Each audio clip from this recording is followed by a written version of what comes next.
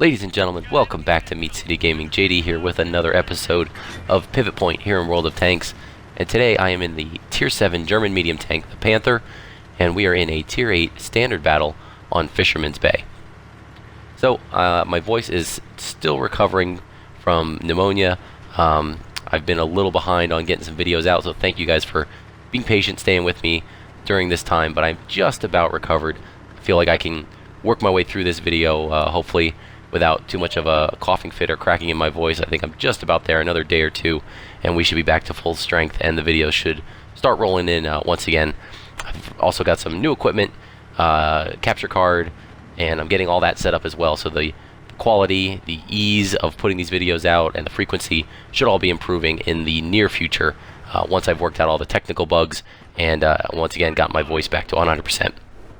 So, enough of that. Back to the battle. So I'm in position on the western flank, looking down the 2 line, and I'm in some bushes, and I'm using the Panther here in the way that I believe it's most strongly used. The gun on this tank is pretty accurate, fires very quickly, just about 3-4 seconds, depending on your loadout, to get each shot downrange. The problem is, or the challenge is, that the alpha damage is very, very low. 135 average damage for each armor-piercing round that you put into the enemy. And in a Tier 7 battle, or Tier 8 battle, which we're in here, that can mean a ton of shots have to go into the target to do any kind of significant damage.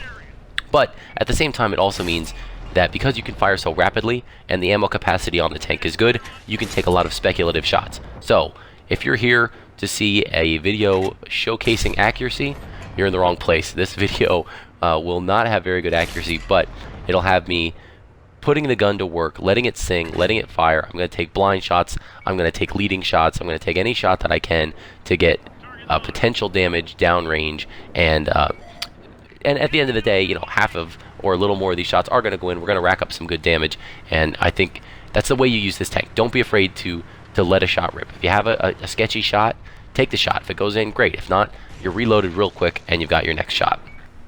So we've done a little bit of damage here. We had a couple of guys poking up in the town, and a bit of a frustrating start to the battle. A number of these shots, I feel like I'm fully aimed at a target that's not moving. I've got the reticle lit up. I feel like the shots should go in, and we're just not getting the results that we want.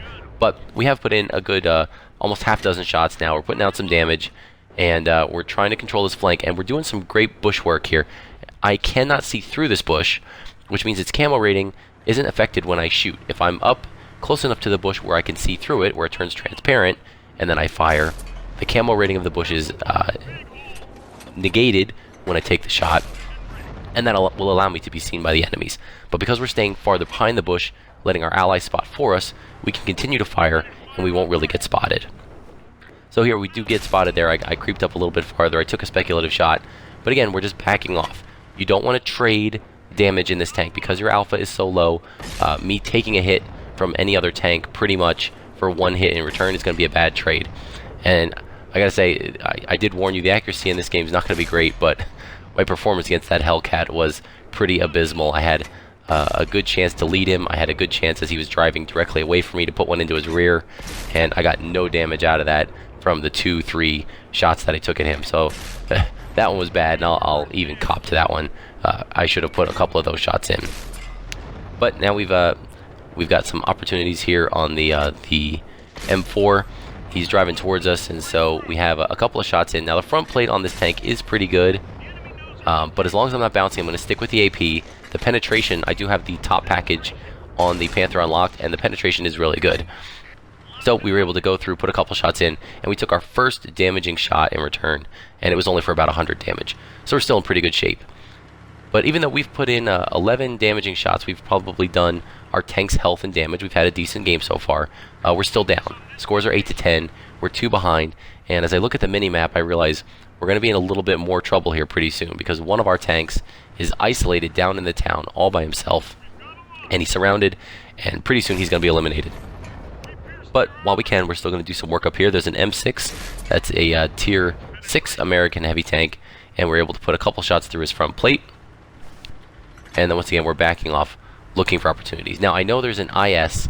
There he is, right in front of me. Tier 7 Russian heavy tank on extremely low health. So he can be rushed. I can take him out confidently, that I can put 2 shots into him, maybe take 1 in return, and I can remove him from the game. But the M6 is still behind him, and I don't know, there's still a couple other tanks unaccounted for. So I don't want to make my move just yet. I still want to wait. So we got the M6 pops up again. We aim, take a shot, and yes!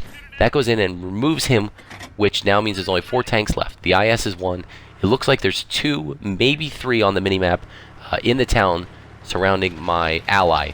So that means if it's 2, then there's 1 left. If it's all 3, then there's none left. The IS is by himself. So we're going to make our move, try and push here.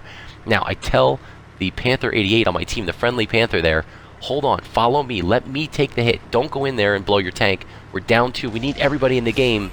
But he rushes in and gets taken out anyway by the IS. A really disappointing result there. We really could have used his gun in the late stages. So I do get 1 into the IS. He's a 1 hit now. And we're going to try and see if we can do this without taking any damage. So we juke, make it look like we're going right, come around to the left, and we're able to get our shot in before he can get his gun to bear. So that was a nice joust, and we've pulled back the scores a little bit, 2-3. So now we need to assess, what is the situation? What can we do to try and affect the outcome? Well, the enemy tanks include 2 T-32s in a platoon, and one of them has 5 kills. Now watch, the video jumps a little bit here. I'm still on the Xbox DVR, and I'm in between clips at this stage, so there's a little bit of skipping ahead over small sections as the video catches up through the recordings there. Hopefully that won't be an issue once I get my capture card up and running. So we know we've got a platoon of 2 heavy tanks. They're going to definitely be working together, and there's another tier 6 KV-85 who's unaccounted for and has 0 kills. So maybe the KV-85 is AFK, but he's in a platoon, so I'm going to say it's not definite. He's in a platoon, so he's probably in the battle, probably not AFK, but no kills. So we'll have to figure out where the KV-85 is. But the 2 T-32s are definitely going to be sticking together, and they're going to be a challenge because one of them has 5 kills and the other guy's probably been supporting him. And then on my team, so I've got myself in the Panther, the remaining ally, Smote Down, is in a Stur Emil, which is a non-turreted tier 7 German tank destroyer, which is pretty stealthy, but has great gun depression and has a big old gun, depending on which one he's got, but a lot of big gun choices on that tank that can do some pretty heavy damage. So we're in the bush here, and there's one of the T-32s, and he's on pretty low health, so we get a first shot in. Reload. Second one bounces off the upper plate. We have our premium loaded now. We cannot afford to bounce here. This late stage in the game, we do not want to trade. Remember, every hit that they put into me is going to cause a lot of damage, and for me, I really need to hit them with multiple shots. So there's the other T-32. He took a snapshot at me and it went wide. I pull back just in time as the other one takes a shot at me. And we're going to retreat because they know where I am. There's at least 2 guns, maybe a third. So we're going to pull back, get in the cover, and change up where we bring our angle of attack or our spotting from. Now, if you're watching carefully there, I think there was a clue to whether the KV-85 is AFK or not. I knew where both of the T-32s were, and I could see shots coming in from both of them, and there was one errant shot that seemed to come from the left of where both of the T-32s were located, and I think that was the KV-85. I didn't realize it at the time in the game because I was kind of engaged in the fight and pulling back and aiming, but as I watched the replay, I think the KV-85 did take a shot at me. So he should be to the left of where I am right now and not AFK, but I didn't know that at the time. So we'll see how that turns out. So once again, we have some shots here. We're kind of threading them. Oh, a low roll on the 117, but the Stur Emil finishes off that T-32. Now, that was the one with 0 kills. So the guy who's going for his top gun is still in the game and still hunting, trying to complete that 6th kill. So once again, we're going to change up the angle. We're down below the valley. We can't be spotted, and we want to come up at a different spot than where we were last time. Because if they're pre-aiming and I pop up and get spotted, they'll be ready to shoot. I want to change so I can get the first spot and allow my ally to shoot them while they take their time switching to aim at me. So again, I've worked my way a little bit farther to the south. I don't know where that KV-85 is. I'm thinking he could be AFK. I really haven't seen him pop up. Boy, I should have seen him at this point. Alright, we're going to see if we can take a little poke around the back here. We're going to skim by their base and see if I can point out where that KV-85 is, because knowing where it is, if it's AFK, can definitely take some pressure off.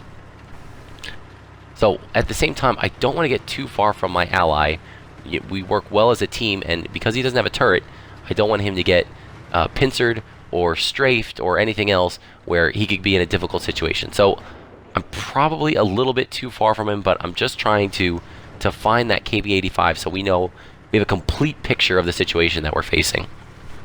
So we're going to come around the windmill here, and if I poke here, this should show me. If the KV-85 is AFK, this should reveal him. And we take a peek, and no KV-85. Okay, so at this point, I'm thinking he's definitely going to be somewhere engaged in the battle. And then, oh no, I was a little worried there because the enemy popped up. Our Sturmil went ham, man, right into the town, engaged the T-32, took him out. The guy with 5 kills, he went right in there, put one into him, and removed him from the game. So, big shout out to Smoke Down 318 and the Sturmil. Had a fantastic game. Pay no attention to this rock, which has an extremely high camo rating, so high that I completely whiffed on it as I was driving through that bush. And then look at that. We now know where the KV-85 is. He started to cap, so we know where he is. He's in the cap circle. We have a minute and 30, enough time. The Panther is a great cleanup tank because it is mobile. It can get around and it can pump out damage very quickly with its rapid firing gun. So, you know, we still don't want to throw this thing away. The KV-85 could have a big gun. He could get a lucky ammo rack or a lucky fire. So we're going to try and do what we can to avoid that situation. I want to let the Sturmil, you know, hold up. Let me get in there. Let me get the spot. Let him shoot at me first. I'm almost on full health, so that'll probably be safe. And then he can pump in a shot to finish him off. So we're rushing in here. We've still got plenty of time left, and we get to the bush, and boom, there he is, full health, KV-85. He's in the cap circle. We put one in, reset the cap, and now we're in good shape. Sturmil puts in a big hit. That one goes low. I bounce a shot, which is great. Put one more in. Oh, the alpha damage on this, man. There it is, rearing its head again. But we're able to reload quickly, put the last shot in, secure our 3rd kill of the game, and a victory when things were looking pretty grim. So that was a great game. I gotta say, I was super excited to get to the post-battle results. I thought 24 hits, 3,000 damage. Oh man, this is gonna be a mastery badge. And 1,300 and some change in terms of XP. Base XP. Oh my gosh, what a heartbreak that this turns out to be a 2nd class mastery badge. I believe it did unlock my first mark of excellence, which is cool because I'm really enjoying the tank, so it's nice to get that on it. But I've had a ton of games in this tank that were nowhere near as quality, nowhere near as good or consistent, and they were first class mastery badges. And I actually had a couple of them saved up. I was hoping to make some videos out of them, and then when I got sick, I waited too long and they got deleted from the DVR, so I kind of screwed up there. But this was one of the first games I had when I got back into World of Tanks, and it was a great result. 3,000 damage in a Tier 8 battle, but this tells the story. Almost all of that damage was to Tier 6 tanks, so the XP payout, because they're a tier below me, was a little lower. I only had a couple of hits into those Tier 8 T-32s and some into the IS there as well. So as advertised, the accuracy, not great. 44 shots fired, 26 hits, just over 50%, which is not great. But out of the 26 hits, 24 penetration. So the penetration on this gun is very good and reliable as long as you're taking reasonable shots with it. So that was our 3,000 damage. We had some base capture defense there, and a great result, sticking with it, playing well at the end of the game, really analyzing the situation and using the strengths of our tank and teamwork to pull down a victory when things looked like they were stacked against us at the end. Thanks for joining me. I hope you enjoyed the video. Please feel free to give it a thumbs up, a like, and subscribe, and I'll see you next time. Thanks.